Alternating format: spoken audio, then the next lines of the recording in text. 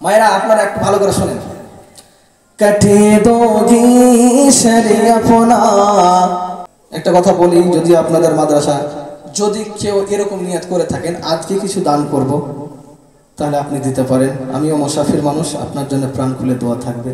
যদি নিয়ে এসে থাকেন আজকের দিনে, জানি না আল্লাহ তাআলা কোন রাতে বিশেষ রহমত নাজিল করেন, আজকে বা কালকে কখন। তা আমি আপনাদের কাছে অনেক নগণ্য হতভাগ একজন ব্যক্তি, যদি কেউ মনে করে থাকেন কোনো বাপজি ভাই এই মাদ্রাসাকে ছোট্ট ছোট্ট ছেলে মেয়েদের দিকে তাকিয়ে এই মাদ্রাসাকে দান করবো, তো আপনি দিয়ে যেতে পারেন। कटे दोगी शरीयफना मगर सजदा न छोड़ोगी।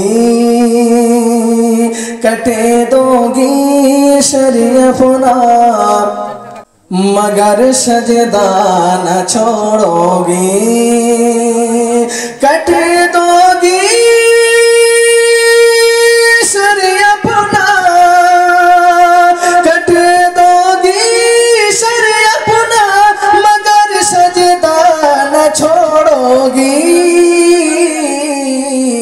हमारी माँ बहनों तुम कभी पर्दा न छोड़ोगी।